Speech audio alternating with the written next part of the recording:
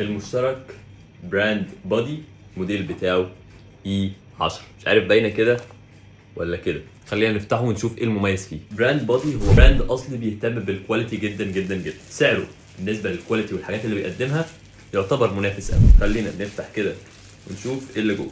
زي ما انتم شايفين كده هو مشترك بسيط جدا. طول السلك بتاعه 1.8 متر، تقريبا 2 متر الا حاجه بسيطه. الخامات بتاعت الفيشز نفسها حلوه جدا والماتيريال ممتازه وفليكسبل وفي نفس الوقت ضد الحراره. بيستحمل لحد 2500 واط. كمان في 4 انواع من البروتكشن. اول حاجه الشورت سيركت، تاني حاجه الاوفر فولتج والاوفر كارنت، وكمان درجه الحراره عاليه زي ما قلت لكم. وكمان الماتيريال المصنوع منها بيكون ضد الاشتعال. واقصى كارنت واقصى امبير يقدر ان هو يستحمله هو 10 امبير، وده امبيرج عالي جدا تقدر ان انت تستخدم بيه اي اجهزه عندك في البيت. بيتكون من ايه؟ بيتكون من زرار اون واوف، وعندك 2 ضد الميه، في نفس الوقت عندك 3 يو اس بي بسرعه شحن 2.4 امبير تقدر ان انت تحط وانت نايم بقى. لو انت عندك كذا جهاز وما عندكش الراس تقدر ان انت بمنتهى السهوله تعملها كده، وامن جدا على الموبايلات واي اجهزه. عشان خاطر ده اوريجينال برودكت. ايه رايكم؟ تقدر ان انت تشتريه من شوب نمبر 99 برومو كود احمد سامح ريفيوز. سيب لكم اللينك تحت في الديسكربشن.